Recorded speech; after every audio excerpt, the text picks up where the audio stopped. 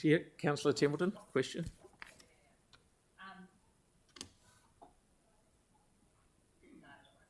Okay, so I'll put this and we'll see how we go. So all those in favour? Aye.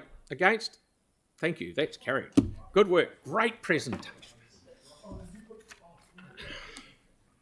Okay, so now we're up to number 7. Hagley Park Botanic Gardens parking meters. Yeah, you got that, Sam? Cool.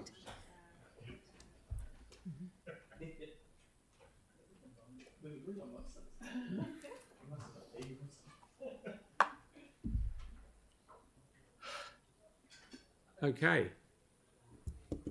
There's a lot of writing there, which we've read from. Great reading. Okay. Do we want to risk just putting this? No, we don't? Okay, I didn't think we did. Okay, far away, gentlemen. Good morning, I'm Guy Williams, Project Manager for Metro Parks. I've got Wolfgang Bopp here, Director of the Botanic Gardens, and Andrew Hensley, Traffic Engineer. The purpose of this report was to seek approval to legally enforce the resolution decision to charge for parking at Hagley Park that was decided in the long-term plan. And just to draw your attention to 2 minor amendments since the agenda was published but has since been clarified. Resolution 24 for the P5 loading zone, the wording is to say this restriction is to apply at all times, and Resolution 25 to insert the word markings after signage. Markings are required for some of the parking restrictions to be legal and formal.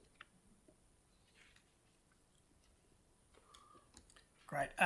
Yeah, we take this as read, and that's all. Okay, right, away we go. Councillor MacDonald? Hey, thank you for this report. It's sort of good and bad in some respects in that we've kind of already made the in-principle decision during the LTP. So can you just confirm for me this is just the technicality, this is the ability to actually legally implement what council decided during the LTP? Yes, that's correct. The advice we had was to legally enforce the meters. We had to bring this to council, so that's all we're doing here. Yeah, so this is just basically meeting the requirements under the Local Government Act. It's effectively just following on from what we agreed in the LTP. Yes, correct. Great, thank you. And it formally resolves all the other spaces within those parking areas as well. Yeah, no, that's good for everyone to... Thank you, Yep, good answer. Councillor Harrison Hunt, please. I know we've already passed it through. I just have a couple of questions. Referring to 4.6.3, it talked about public dissatisfaction with Horticultural Car Park, Cricket Oval, Riccarton Ave and Armagh Street. Could you talk to us a bit more about that, just so I'm clear? It says in the option disadvantages by putting this in place. That's just around the public's general, there could be opposition to paid parking in Hagley Park. Okay. Yep. Was it quite significant? And when we were doing the consultation, was it quite significant in terms of dissatisfaction? I can jump in here. There was over 1,000 submissions through the LTP, and it was just over 50-50 in terms of satisfaction to dissatisfaction, Okay. and some that didn't know, but yeah, it wasn't overwhelmingly against. Okay, great. There was one more bit that I read yesterday. I actually might have been with Councillor Johansson's question, was staff were observing that there was long-term parkers, but we didn't have any proper data on it. Is that correct? That's correct. It's really hard to get really accurate survey data from what you see, but you know, people and staff have worked and observed over long periods of time. It's really clear to see that people are parking there and not recreating in the park. If you went down there at 9 o'clock, you'd see that firsthand, and it's, you know, that's reflected through some of the comments through the community groups as well, where they sometimes can't find parks and they know that there's other issues at play there. Great, thanks, Rupert. That was just for public knowledge. I appreciate that. Cheers. Councillor Kewen, please. Just on number 23, and I could just be reading it wrong, but that the stopping of vehicles be prohibited at any time within the Hagley Park horticultural car park. So hang on, does that mean that it's what, sorry? Yeah, but does that mean that you can't park in the car park? What that reads? It's not that. No, that's a standard resolution for no stopping restrictions where we're saying no stopping lines are marked or signposted. Right, just those. Yeah. Right. Yeah, Okay. because just the way it reads like you can't park in the car park at any No. time. Okay, Councillor that's all right. Johansson, please. Thank you. I mean, first off, just want to say thank you for the report. It's really good to get the level of detail. This level of detail wasn't what was provided in the consultation document, so I do think people may not have been aware of what was being proposed. In the report, you talk about communicating to some of the other stakeholder groups around like the sports clubs and other Hagley Park users. Have they been made aware of this report? And if so, what views have they expressed? So just clarifying, this is just enacting the resolution and the consultation that was Not undertaken going back in to the LTP, isn't it? litigate or open up stuff. All this is enacting what we voted on in the long-term plan. Okay? Sorry, so, well, can I just check then, in terms of the parking, the paid parking, when we have events like we've just had Illuminate, for example, is that captured in here, or is that a different, is there a different pricing structure for people to kind of hire out the parks for the cricket or the other major events that we have? Can you just help me understand that relationship between the consequence of this and that? Yeah. So in the report, we state for any events that will be using that parking space, they will have to apply as they currently do. And then in order to get that right to use that park, that'll be assessed by the council as it currently is. So there'll be no set change because of these resolutions. Great answer. Thank you very much. Does that mean that we forego revenue if we allow other people to access that space and block it off? That would depend on what decisions made, what hours they want to use that. Right, okay. Thank you, Yannick. That's enough. Councillor Templeton. Thanks. A couple of questions. Firstly, I've had some concern from some older residents who were concerned that the meters might be cashless, that they might not be able to use coins and those kind of things in the meters. So could you talk us through the decision to make them cashless? Yeah, so we talked to the enforcement team and they advised us not to use cash in the meters. That's in line with what they're doing on the streets, and also Hagley Park, obviously being dark and not lit at night is at risk of vandalism and theft. So we were strongly encouraged not to put cash in the meters. Okay.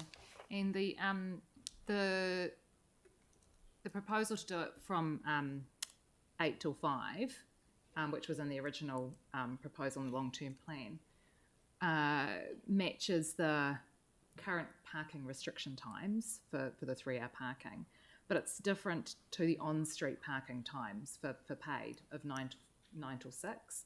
And I'm just wondering why we didn't do 9 to 6 to keep it consistent with all council paid parking. Because it wouldn't make any difference to revenue.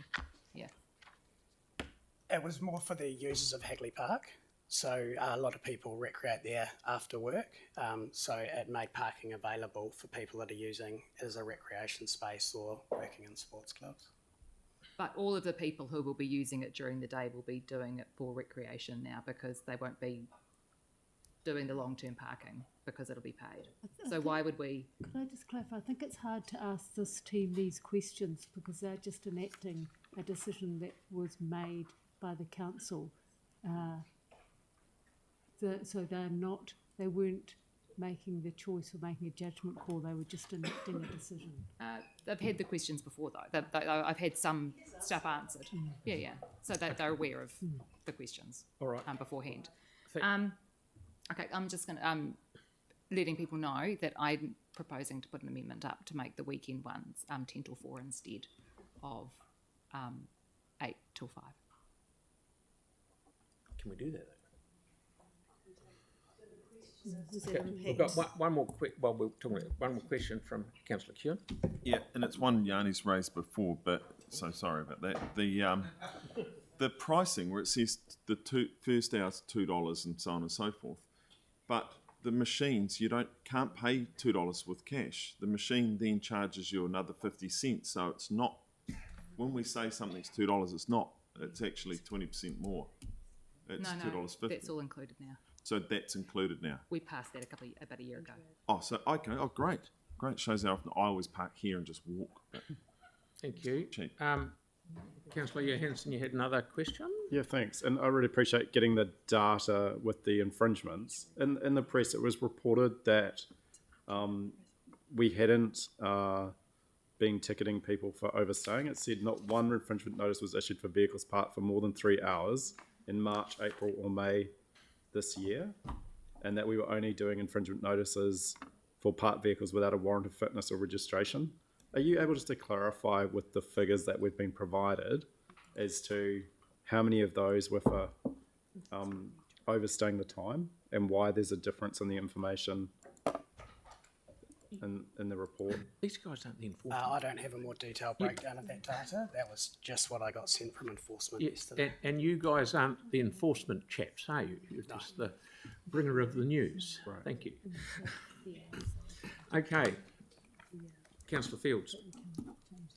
Cool. Thank you. So, I mean, I've always been really supportive of this. I voted for it. I'm supportive of it then. I'm supportive of it now.